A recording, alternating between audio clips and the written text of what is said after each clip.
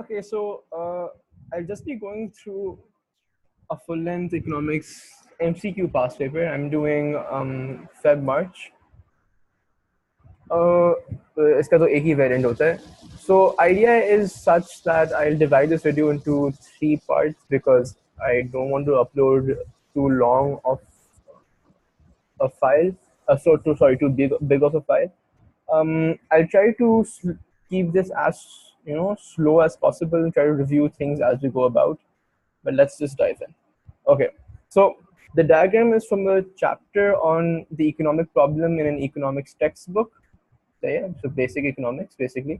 It should contain the terms opportunity cost, scarcity, and choice in the order that identifies the economic problem. So remember, the economic problem is the presence of unlimited wants but limited resources, which leads to scarcity, and hence a choice has to be made as to which want to fulfill. When you do choose, then you suffer opportunity cost because you've chosen to fulfill one particular want over the other. That incurs opportunity cost. So you would have scarcity, choice, and opportunity cost. Your answer should be C, and I'll write this down with me as well because after every 10 questions I'll just be checking in case I get any because I don't think I'll get all of them correct, so might as well be on the safe side. Okay, so what is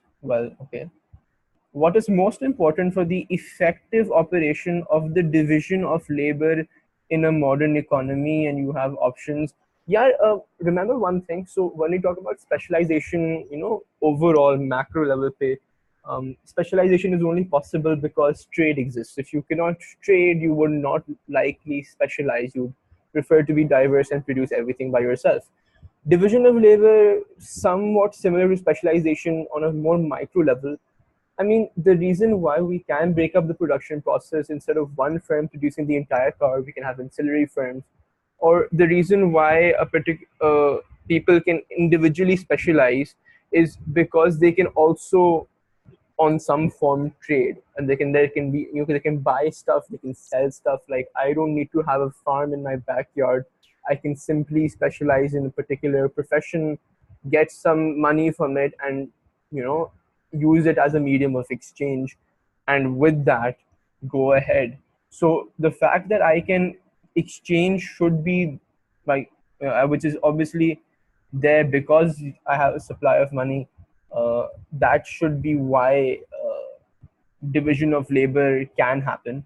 However, we're talking about the most important effective operations, so let's read the other ones as well. These ones can be tricky because most important, they could all be right, but the one that is most important, that's what we have to look out for. So finance from the government, really, you don't need that for division of labor. Highly qualified entrepreneurs, I mean, like, that's good, like, if you for the business sector, but like, yeah, you don't really, it's not very important for the effective operation of the division of labor, like, particularly. Integrated transport systems, now these two I would say you could be confused about, because like, obviously, if your transport systems are better, only then can firms exchange, and can households and firms exchange things between themselves. So I can understand why someone would do this. However, I still think a supply of money, like, to have something as a medium of exchange, that is definitely the most important thing to ensure that exchange happens in the market. And when exchange happens, that allows division of labor to happen, because then you could simply have a few firms specializing in certain processes. You have in stuff like ancillary firms and so on. So it would be A. Let's go with 3. Shows a PPC for an economy that is producing at point P. So it has 100, it has 110, I believe, here. So what quantity of X is given up to produce the quantity of Y, which is basically this much? Okay, so that's 110. So पूछा गया है कि how much of X did we have to give up to produce this much of Y? Or another way they could phrase this is, what is the opportunity cost of producing this much amount of Y? Now let's look at this. It's a base simple question, where say your answer would clearly be 50, but just to slow down and look at it a bit more. So you have your PPC there. You have 150 either, you have 150 either. Writing skills aren't the best. So just, okay, that was bad, but okay. So if you were only producing X, you would produce here, right? Correct? So you would be producing all of this if you were only producing X. And note, if you were only producing X, you would have 0 Y. So you would have 150 of X and 0 of Y. Once you start to increase production of Y to that 110 level, as you increase production of Y, what happens is that the you can produce less of X now. So X goes down. And okay, yeah, हाँ. So पहले आप 150 x बना सकते थे, सही है. As you increased y, as you produced the quantity of y shown, what's happened is you can only now produce 100x. So the opportunity cost, or the amount of x you had to give up to produce this amount per this 110 units of y, was the difference, was this particular amount.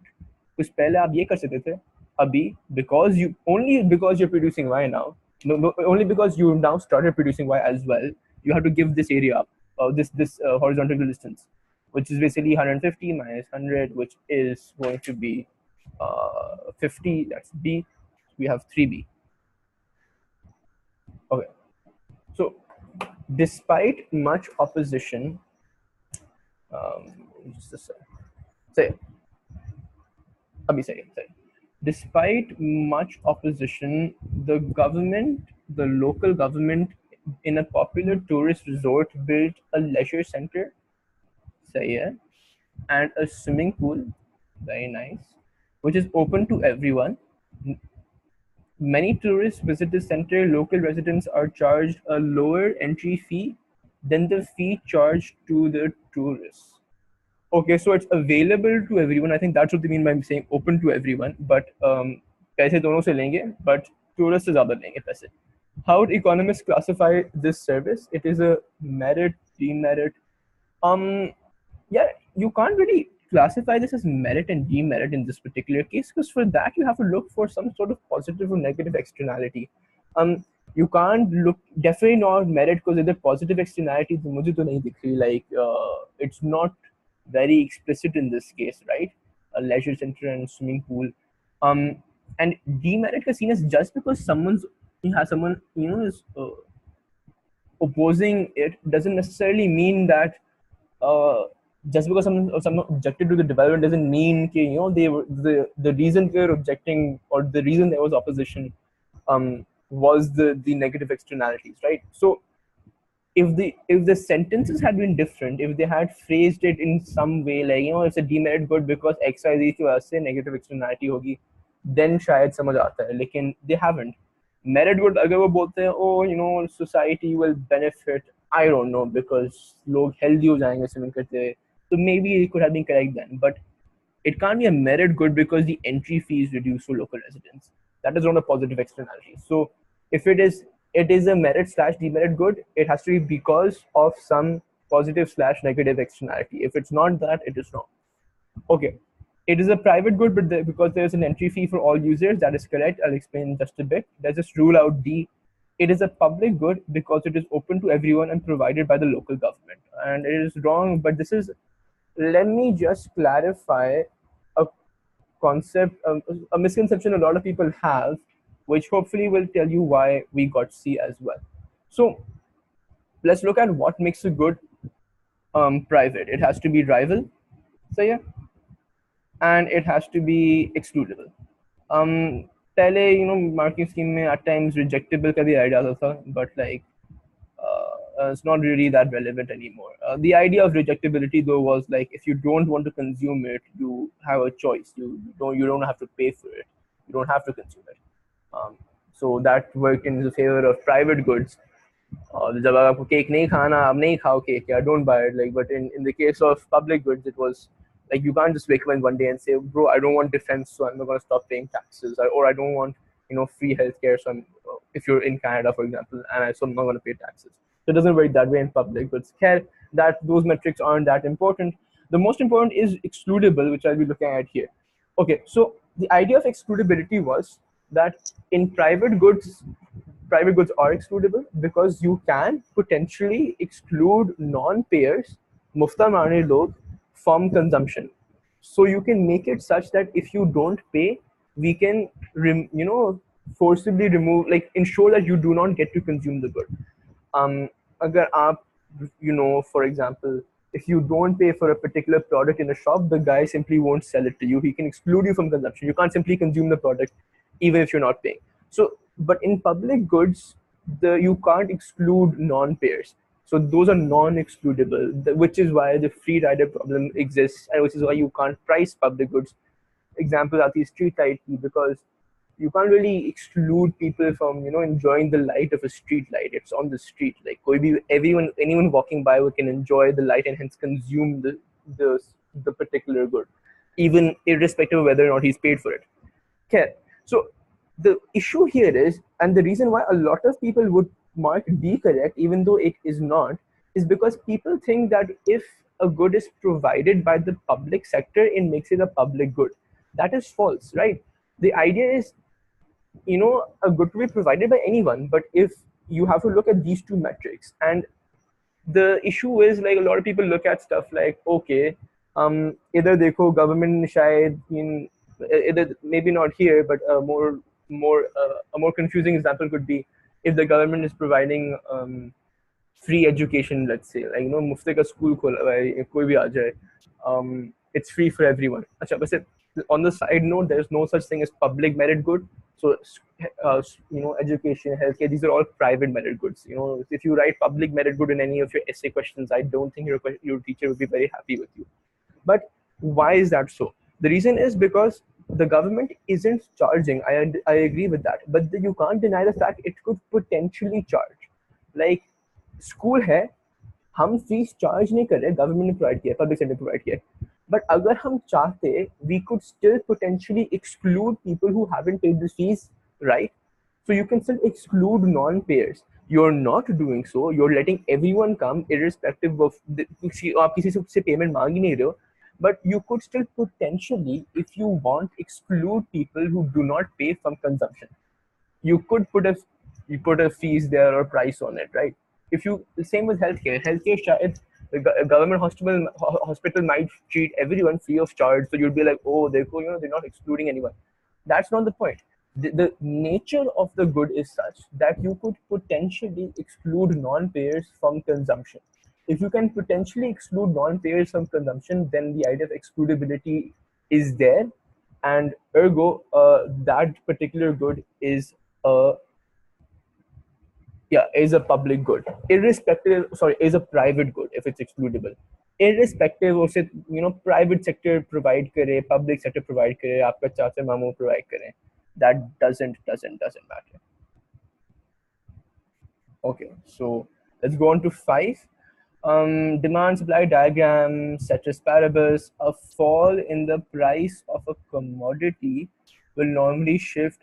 अच्छा, एक चीज, price changes do not shift demand or supply of the same commodity. ऐसे नहीं कि price of double roti गिर गई, so the demand or supply for bread would increase or decrease. Price has effects on quantity demanded and quantity supplied, right? So price fall on the same commodity won't have any effect. So you can definitely cross out this and this. ये तो दफा है, सही है, this is wrong, because supply, we studied this, right? So demand supply changes by other factors. QD might change by price, but not demand. Demand won't shift. Okay, so let's talk about substitutes. वैसे price and substitutes में, price and demand और substitutes में positive relationship होता है, but I don't ever encourage anyone to just rectify this stuff. You can really just derive it in the exam again if you remember the logic. So you have the commodity, you have the substitute. When the price of a commodity इधर क्या हो रहा है? हाँ, if it falls, so the quantity demanded of the commodity will no doubt increase, or the demand will extend, whatever you like to call it.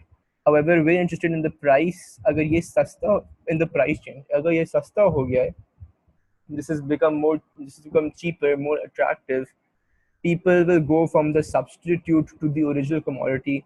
Ergo, the demand of the substitute will decrease.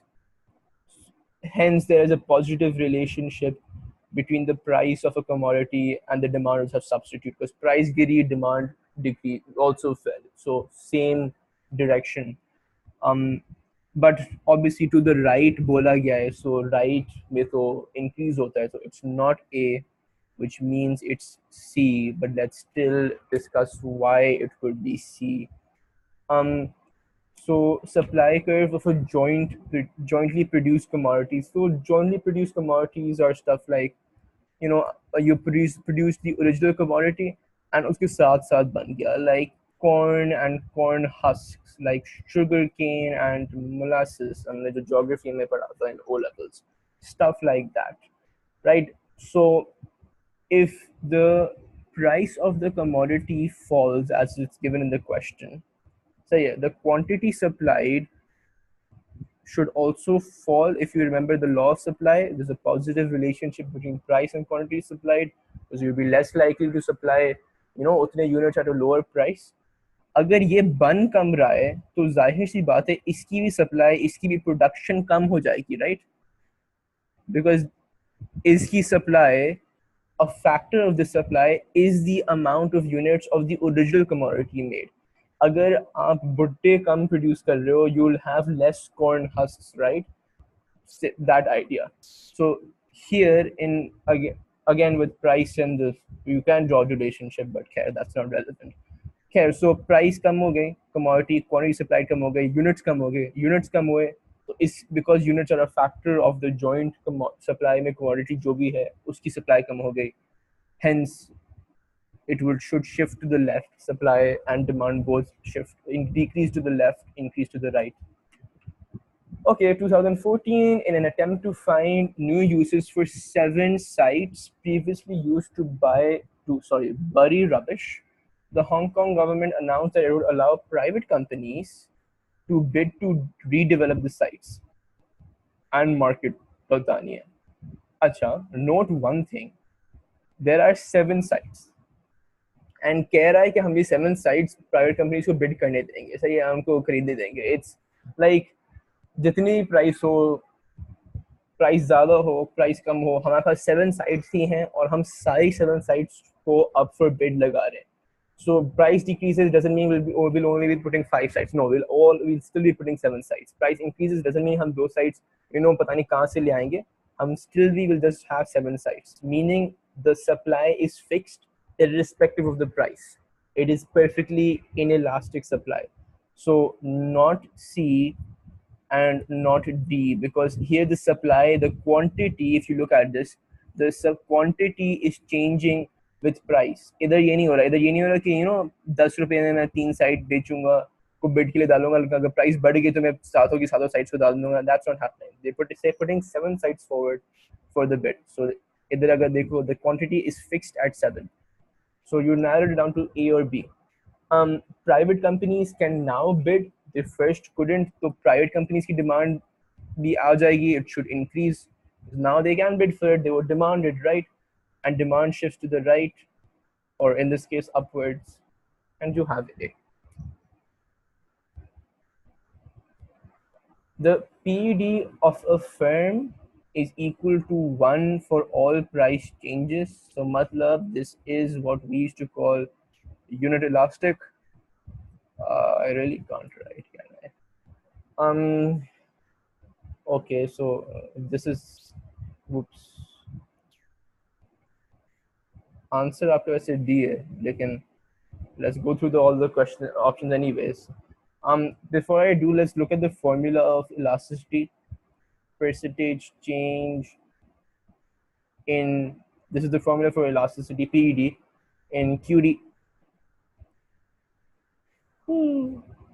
to percentage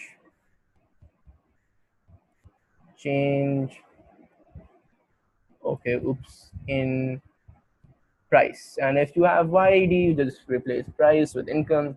If you have XED, you just change percentage change in QD of one product, or like good X, to change in price of another product, like good Y, whatever, right? So here we want this value to be 1. Meaning जितना percentage change आपके quantity demanded में आया है उतना ही percentage change price में आना चाहिए. So like if you have 10% change in quantity demanded, you should have 10% change in price, 10 divided by 10 should give you 1, right? So let's go through it. A percentage increase in price will cause demand to fall by a larger percentage. Nahi, it should be the same percentage, right? We just discussed this. And again, demand nahi fall hoti, price se demand ka factor nahi hota, price se quantity demanded change hoti hai. So this is wrong on two different levels. A percentage increase in price will cause demand to increase by the same percentage. I mean, this is obviously wrong because of the demand bit. That is one reason why it's wrong. कि price से QD पर फर्क आता है. But it's also wrong because they got the law of demand. They forgot the law of demand. So they're saying कि suppose price में, let's say there is an increase in 10%, a percentage increase in price. Then they're saying will cause demand to increase by the same percent. So even if they had written QD here instead of D, they still would be wrong because price increase say QD doesn't increase. Law of demand, price increase say QD decreases. In fact, that's why all for all PD values we don't write the sign because it's obvious, but you all have a negative sign because of the change in relationship. So definitely here it would divide to give you 1, but if you it violates the law of demand. A percentage increase in price cannot give you an increase in QD. It should give you the same percentage ka decrease in QD. So C, quantity demanded will be the same whatever the price. No, we're saying हमने इधर ही discuss किया how to get 1. we're saying अगर price का 10% increase हो गया तो quantity demanded का 10% फॉल होना चाहिए ताकि कट जाए इक्वल्स टू 1 हो जाए. सो quantity demanded should change, depending on price. Because if that doesn't happen, if you have a 10% increase, let's just say price का 10% increase हो गया, but quantity demanded didn't change at all, that would give you 0, not 1. That would be perfectly inelastic case. So not this. Now, here's an interesting thing about PD is equals to 1. The firm's revenue always remains the same. Why is that? You look at total revenue, it's price to quantity. Now, if price increases by 10%, but quantity decreases by the same percent, by let's say 10%. So overall results should be nothing, right? Because they're just multiplying. If price 50% से कम हो गई, अरे क्या फर्क पड़ता है? Quantity will just increase by 50%. They have to increase by the same proportion, right? So that formula में you get 1. So again, total revenue पे कोई फर्क नहीं. So 7 would be D. Okay. So let's move on to 8. What changes will lower the price elasticity of supply of a product? So it will make PES less, means more inelastic, means the ability of a producer to respond in changes in price would be reduced. इतना आराम से price बदल रही है, but the producer can't respond that easily. So it becomes easier to store the product? No. If it is easier to store the product, then you can respond well to price, right? Because if price falls, you can simply store the excess product away. So you can decrease quantity that you're supplying to the market and excess of store kar lo, so you can respond your quantity.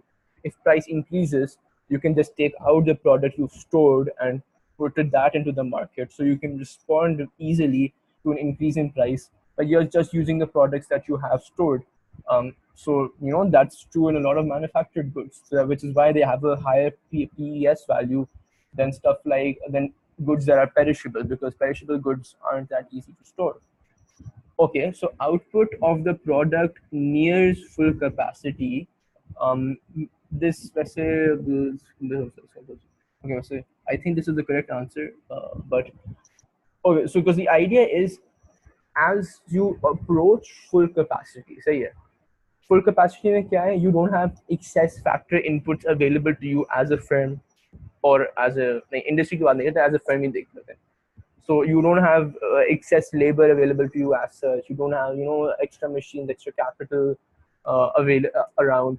So if price increases, for example, it'll be difficult for you to respond to that. because you can't simply employ the excess labor, put them to work, and just increase output accordingly. If you're like operating at 50% capacity, दो तीन plant खाली पड़े हुए हैं, price increase हमें foreign से cooperation करके you just increased your output and you responded well. You had a high responsiveness, a high elasticity. Uh, however, as you near full capacity, it's difficult to respond well to price changes, which is why this would be the correct answer. And the reason why I know, even without reading the CND, that this is the correct answer, because it didn't ask which change is most likely to lower the price elasticity. If when it talks about most likely, then you need to read all of the options. We'll do that anyways, just so that to clarify concepts. The production process becomes less complex. Look, if the production process is becoming less complex, is becoming more simple, meaning it is easier to produce it. If it is easier to produce it, then Zaire but it is more easy to respond to changes in price, right? Because if it's just easier to like, I don't know, stitch a cardigan joda, for example, then changes in price, you can easily stitch those and respond to the change in price, so you can respond easily. So it wouldn't be this. This would have a high PES value. Workers become more mobile, shouldn't be this either, because if mobility increases, then more labor should be available to you. If occupational mobility increases, then labor from other professions should be available to you. If geographical mobility increases, labor from other regions should be available to you. So that kind of links the idea of excess capacity here, that if labor is more mobile, then you can respond better to changes in price, because you have a larger labor force to hire from. You have more excess amount of labor that you can easily hire from and respond to the changes in price. And hence, if your responsiveness is high, your PES is not low, it is high. So 9, ये क्या था, ये हमारा B था 9. The diagram shows the market for coffee. The initial equilibrium position is X, which is you're over here. The price of tea, a substitute, falls. That's one thing that's happening. And you should know the price changes of related goods, either substitutes or complements, or demand shift factors. And an indirect tax is imposed on coffee, which is a supply shift factor, because your indirect tax increases the cost of production of coffee. If it increases the cost of production on coffee, it's more difficult to produce. So at each and every price, you will produce less. Ergo, your supply कम हो जाएगी. Cost of production बढ़ गई, indirect tax बढ़ गया. उसकी वजह से cost of production बढ़ गई, supply कम हो गई. That's one change you have to do. The other change, again, if you remember substitutes, when there used to be a positive relationship between the price of a substitute and the demand for the original good, or vice versa. So our price of tea कम हो रही है, demand should होनी तो demand commodity की कम होनी चाहिए. But we can still derive this. So let's look at, let's say, tea, and let's look at coffee, which is the original product in this case. So मैं कह रहा हूँ price of tea कम हो गई, which would increase the QD of tea, but we don't care about that. What we do care about is, are people switching over to tea, because now it's cheaper, and these two products are exchangeable, they're substitutes. So people will demand less of coffee and will switch over to tea, because sasta ho gaya. So what we have to show, two things. You have to show a supply decrease and a demand decrease, right? Supply decreases to the left, so you'd have something like this. Demand decreases to the left, so you'd have something like this. You have A, line A. And let's do the last question for this video. 10. The diagram shows the market for new houses. What would cause the change in market equilibrium from X to Y? So from X, you want to go here and then here, or the other route, it doesn't really matter. Demand increases to the right, so the first step is a demand increase. Supply decreases to the left, so the second step is a supply decrease, right? So you need something of this sort.